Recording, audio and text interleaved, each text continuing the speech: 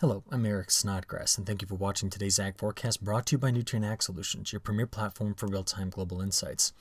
Well, yesterday's satellite imagery showed us the presence of that large ridge in the midsection of the country here, as a deep low was finally pushing on off to the north and east of the U.S.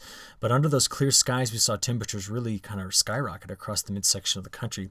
Interesting to note, though, what you've got right here is the leftover snow from that event last week we talked about. You can still see it fading away a bit there, but it's going to keep the temperatures right in that vicinity relatively cooler. Back here, just off the Baja of California, this is going to be the cutoff low that's going to merge with a system that's coming into the Pacific Northwest, and as they combine, they're going to be producing a low pressure system we're going to spend a little bit of time talking about here in a few moments. That's going to cut from kind of the panhandles of Texas and Oklahoma up through the Great Lakes states. But one of the things I want to show you really quickly here, take a look at the Columbia River Basin. You can see all of the very low-hanging cloud and fog that was in this area. And if we go look at a sounding from last night, this is from Spokane. What I want you to notice is I want you to pay attention to the vertical temperature profile, which is here. In fact, I'm just going to zoom in on it. Now, the flow was stagnant, very weak winds in this area. And what we end up getting here was a nice temperature inversion. But look at the temperatures in the low level of the atmosphere. You know, basically the lowest 500 meters were below freezing, but the atmosphere was saturated. So there was a lot of freezing fog in this area.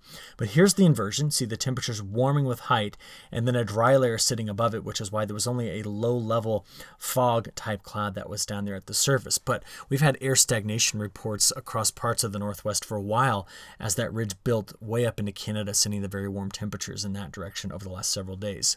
So talking about those warm temperatures, here was yesterday's high temperatures, and we saw upper 60s spreading through Kansas into parts of Nebraska.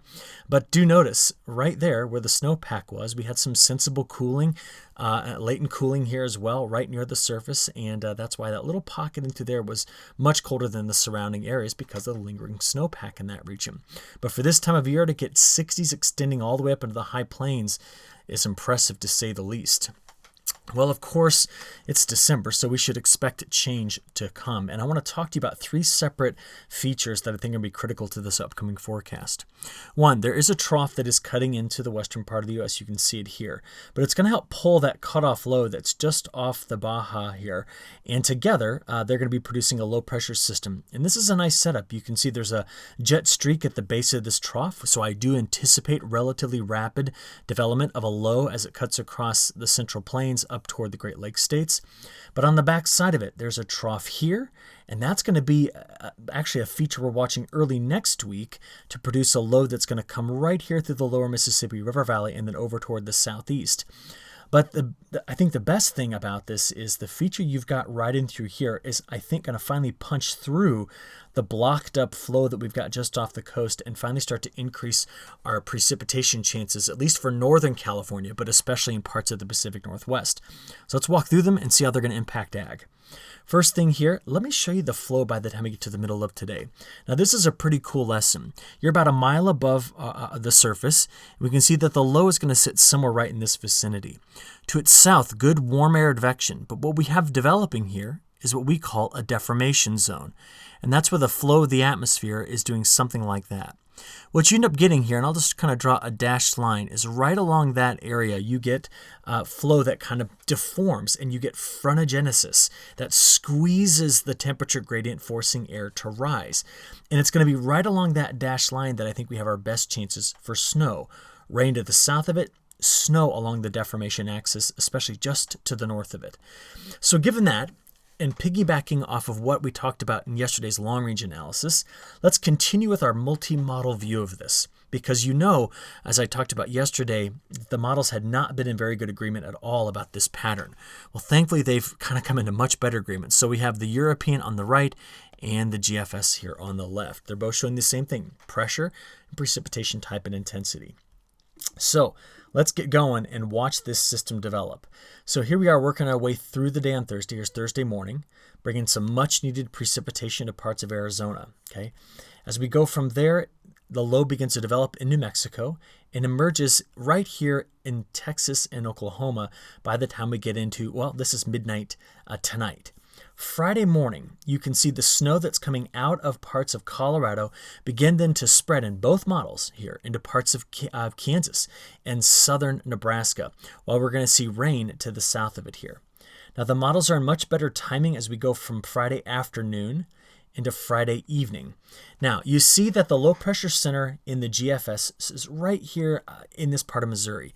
It's a little slower in the European, which has the whole wave slowed down, and that's allowing it to bring more widespread snow. You're going to see these differences in a few moments here for parts of Nebraska, Iowa, and southern Wisconsin, and eventually northern Illinois. Rain in both models pretty well agreed upon here, pushing here now into the central and lower Mississippi River Valley, or the mid-Mississippi River Valley, excuse me. Going from there into Saturday morning, let's go right to this point. Both models are trying to bring the low over central Illinois, as you see here. But the European model, keeping that wave a bit broader, does have more snow back into parts of Iowa, northern Missouri, and even over into parts of Kansas and Nebraska at this point. Meanwhile, look at what's coming into California. Remember I showed you that second wave pushing in there?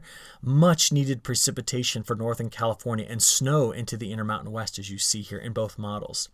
But letting this go forward from Saturday morning into Saturday afternoon and evening, that low rapidly develops, and we will see on the backside of it here pretty intense snow from this part of Michigan through southern Wisconsin into northern Illinois. And then another round of snow here for parts of Colorado as that next system cuts in. And remember, there was a third one we were watching as well, and now you're starting to see it come here over into the Pacific Northwest as well. So as the lead low moves out Saturday night, now into Sunday morning, there we go. You see it pulling up here into parts of Ontario and Quebec. The snow begins to spread on system number 2 into the Panhandles here, coming out of the Front Range of the Rockies. So there's that system. And our third system is now bringing precipitation exactly as we want to see it this time of year into Northern California, Oregon, and Washington. The problem in Southern California is there's still a blocking high sitting here and no strong subtropical component to this jet stream. If we keep moving this forward, though, this is now getting into Sunday afternoon and evening. So just again, we could possibly see, notice how it's in both models here, in this part of Oklahoma, better chances for snow here with that cold air that sticks around. And as one low exits northeast, the next one forms in the southern plains, and the third one cuts into the Pacific Northwest. We just see this kind of daisy chain of lows moving across the country.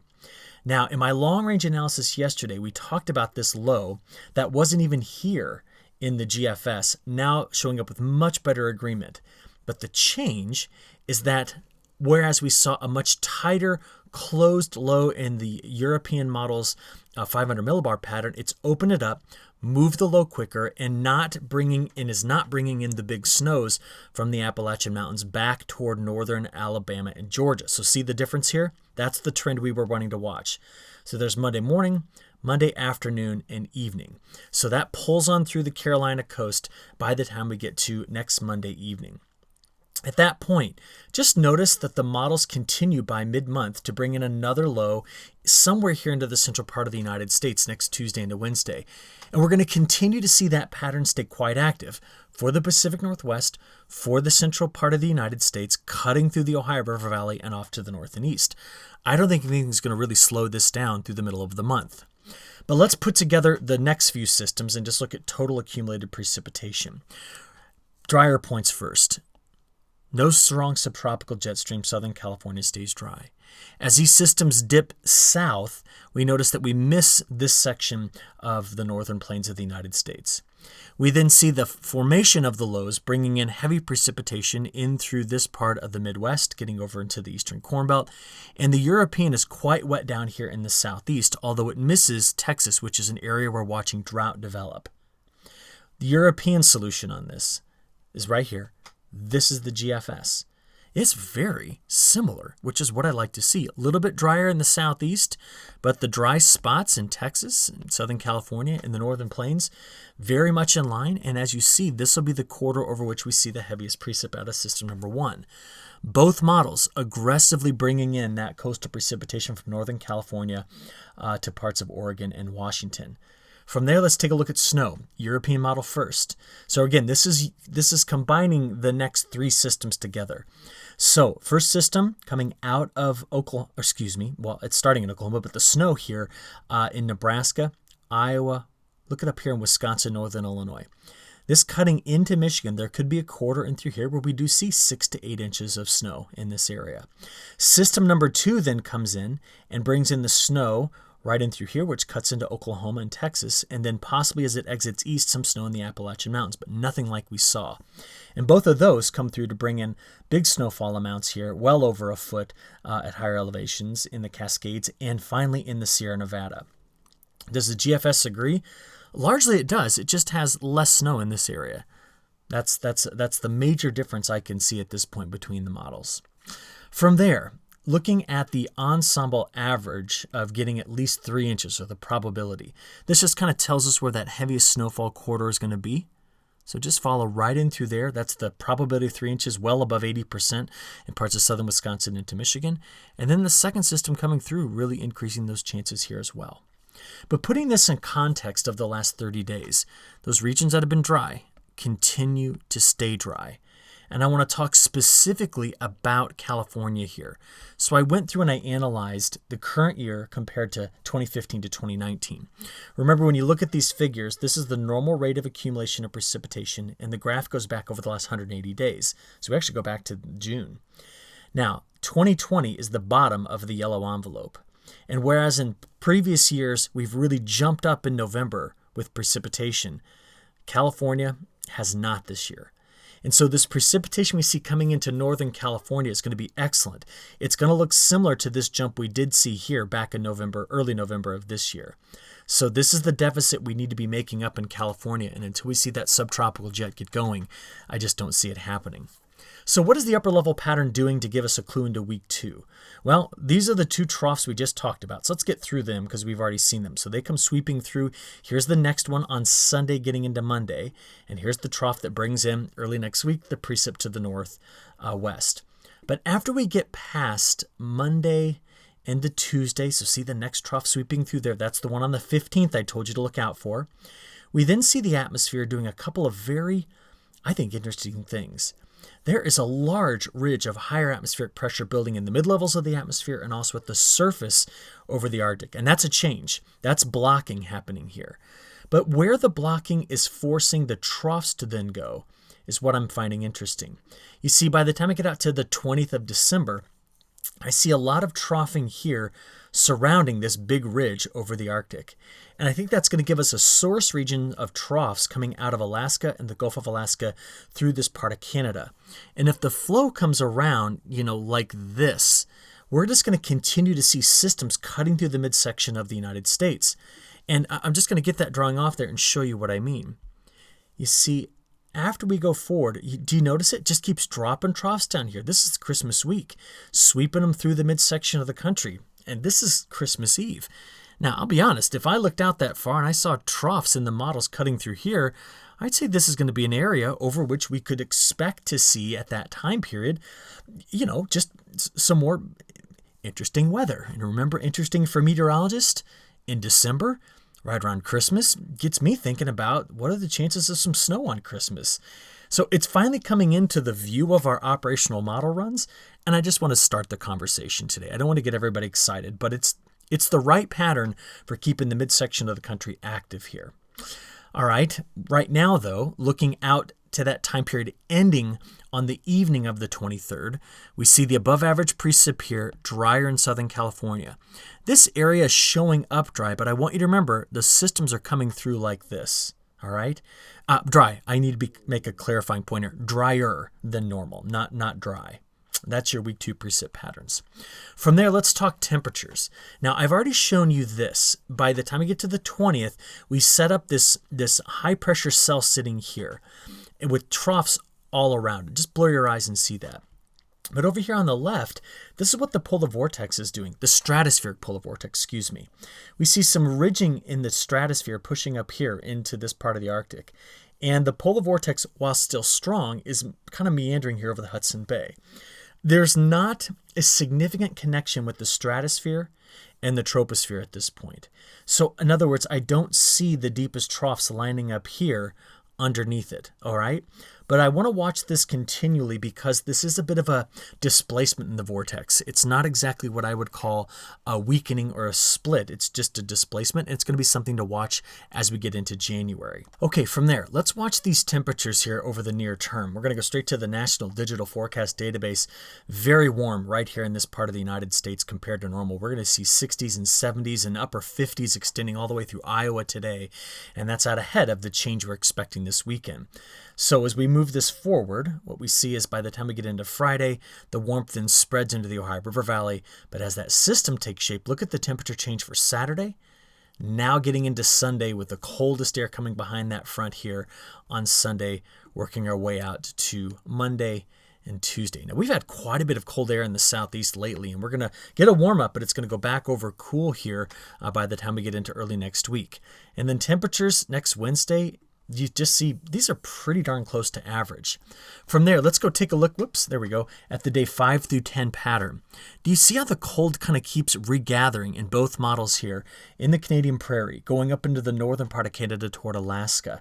That's where the tropospheric polar vortex, those troughs, are originating. And because of that, quite a bit of mild and more Pacific air comes into the western U.S. and spreads across the United States. We have the exiting trough here, keeping the southeast cool in that day 5 through 10 time period. But going out to day 10 through 15, we see much of the same. The coldest air anchored in this region. Now from there, let's talk about maybe some correlation in the tropics. You see the MJO, as we talked about in yesterday's long range, continues to favor staying somewhere over here in phase 4, 5, and 6 throughout the remainder of this month. It doesn't, at least we don't see any indicators of it just jumping over into phase 7, 8, 1, 2. For much of North America, specifically the United States, these are the cold phases of the MJO. So phase 5 correlates with the temperature pattern like this, and phase 6 correlates like that. And you do see a lot of similarities in the forecast from the European model and the GFS I just showed you with that temperature pattern. So it seems as though the tropics have a pretty good handle on or connection, I would say, with our temperature pattern. Speaking of the tropics, though, what we're going to notice is that the rains that we're getting this week in Para Mato Grosso and over here to Goiás, Tocantins, Minas Gerais, this area, we're going to see them fade as we get past the next couple of days. And the heavier rains are going to then move into southern Brazil and Paraguay. All right, and even some places right down here in Argentina. But these deficits you see here, okay, this is going to be day 4 through day 10, show up going all the way up to the 20th. Some places are missing 2 to 3 inches of rainfall. And this would now mark the third time period since November that we've had substantial losses in precipitation. But notice as we then watch the European ensemble go from what we just had right here, now out to the drier time period we're expecting, so this is just a reflection of what I just showed you, we see that toward the end of the month, once we get past the 24th, 25th, and beyond, we expect precipitation to increase in this area again. Now, if the models do have this right, and I see that through the end of the month of December, getting into January, that Brazil's northern growing regions go over toward a wetter pattern, and also Brazil's southern growing regions start to show up with some pockets of dryness. This has me thinking about what the behavior of the La Niña is going to be. So dryness in November, dryness in December in northern Brazil, then goes over wet as we get into the end of December and start January. That's what the models are advertising here. Thinking about that, I want to show you what's going on with this La Niña. You can see the blues representing the cooler temperatures. But look at the changes. Now, you often hear us talk about different Niña regions. Niña region 3.4, the temperatures here seem to have bottomed out and have stabilized right here around 1 to 1.25 degrees Celsius below average, but seem to be on a trajectory of warming. When you come over here to Niña region 1.2, which is right up along the coast of South America, that area lately has been really starting to warm. And I think we're seeing the fading of this La Niña as we now go toward January. So I went back and looked at those analog years I identified to 2020. And so what all you're seeing here is for Niña region 3.4, the years that I think most closely match 2020, which is the thickest line that you've seen here. They all began to make their rebound right about this time of year as well. See that? And so now what I'm starting to think about is we've seen some adversity in the South American crop due to drought. The last thing that they want to see is very heavy rainfall when they're trying to get the crop out, because that would give delays.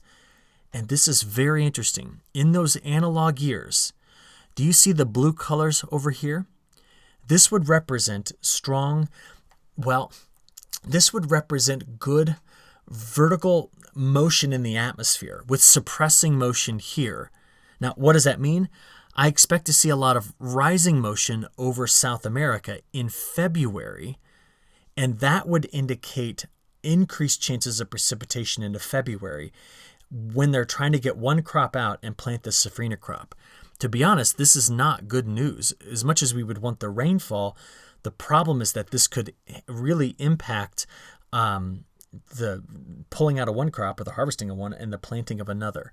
And I want to put a bug in your ear and just tell you that this is something I want to watch carefully, because the analogs would suggest that. All right. Okay, I'm going to stop there. Hope you all have a great rest of your week and weekend. We'll talk to you again next week. Thanks.